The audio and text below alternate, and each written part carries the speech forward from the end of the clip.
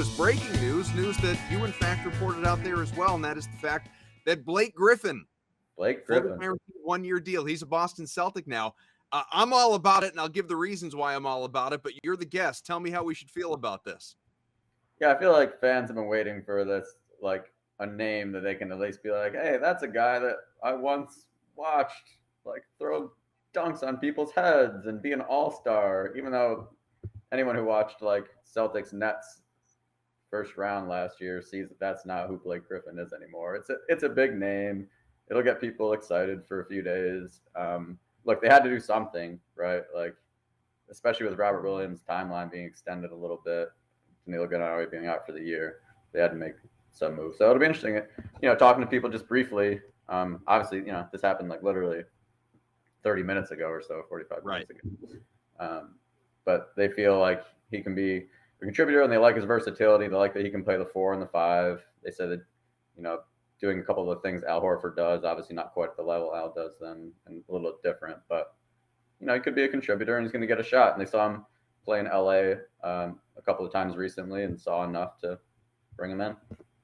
It's funny too, because literally 1 hour ago, so before this news broke, I want to shout out my guy Seth, who might be driving around listening, but he's a good friend, but also something of a character on this show that has joined us from time to time. He texted me. He said, extremely out there thought, at least it was at the time, of all the unsigned free agent players, the one I'd want most as a backup center on this team is Blake Griffin, solely because he's a great passer. Other than that, I can't find a single skill I'd want in any of these guys. Looking at Carmelo Anthony and Dwight Howard and, LaMarcus Aldridge and you name it. So a little bit of foreshadowing, I guess, on that part, because all of 25 minutes after that text, Blake Griffin's a Boston Celtic.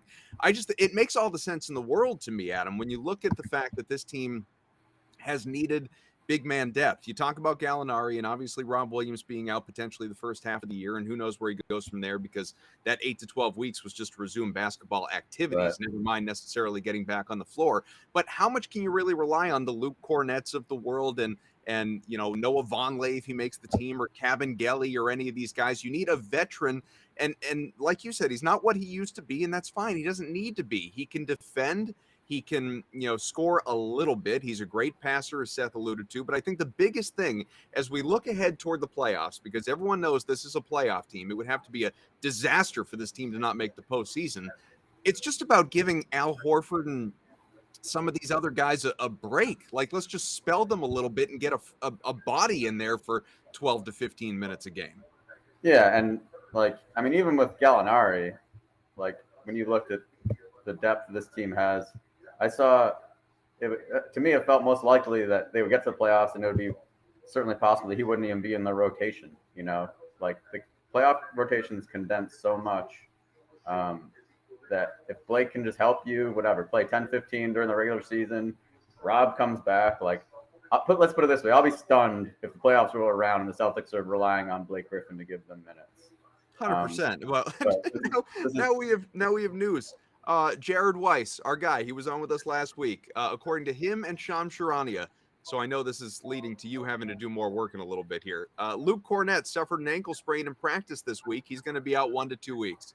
So they needed another big. If Luke Cornett's out for a week, I think that's the Kauffman. This is live TV. I told my internet literally crashed. It just came back. And now my ESPN came on. So we need to let you. I need to mute this TV. Yeah, please. Yeah. We don't need Stephen A screaming at you. Well, we're trying to talk about it. Just popped back on. It's been off for an hour.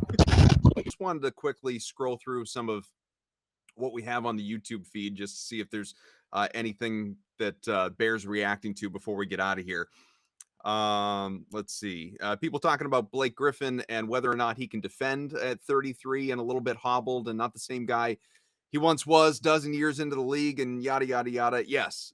He's not washed. Like, he's just not nearly, he's not the explosive slam dunk winner like Adam was talking about earlier that he was once upon a time, but he's certainly a guy that can still contribute.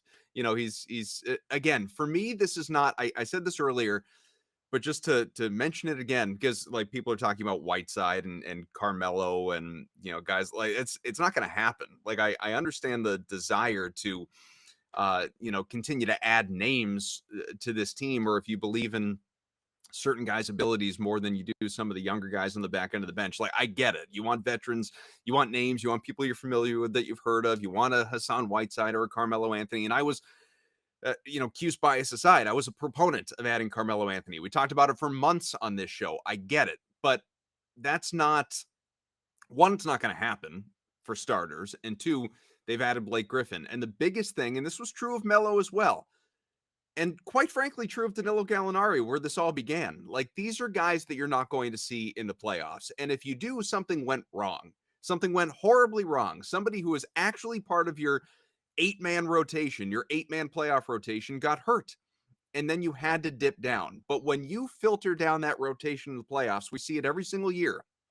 When it goes from 10, 11, 12 in the regular season down to 7, 8, 9 in the postseason, you're not going to start to see some of those guys like that are going to be like Carmelo was never, or just focusing on who's actually here. Blake Griffin, look at how little he played for the Nets in the postseason. The only reason he was out there was to just give them a different look, to attempt to give them a spark, because nothing was working for that team. It's not because, he's, if you want to say he's washed, that's why he's not part of the tighter rotation. That's fine. He's not going to be part of that tighter rotation for this group. He doesn't need to be.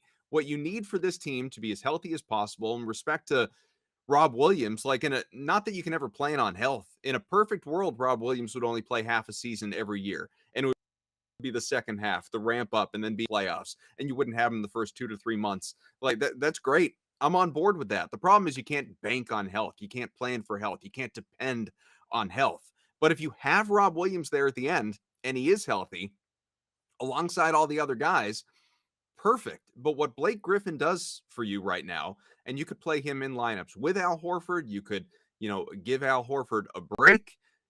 Grant doesn't have to necessarily play the same minutes. Obviously, the Jays can play. There's the filter down. There's a trickle down. That's why you need to add a guy that wasn't going to hurt you. And I think Blake Griffin, you can debate how much he's going to help you on the floor. He's not going to hurt you. He's going to give you 12 to 15, relatively harmless minutes, and he'll hit the occasional 3-pointer, and he'll play some decent enough defense, and he can guard the 5 and play the 5 and all that. And that's what you need. That's what you're looking for. That's all that really matters, at this stage. Looking right here, SAD says, good with signing him for mentoring bench players. Yeah, there's a leadership aspect, certainly. Obviously, some of these guys are familiar with him. Boogie Cousins, that's not going to happen. People lamenting this Luke Cornett injury. Again, if you're just joining us, not serious. The Athletic reported he's out a week or two.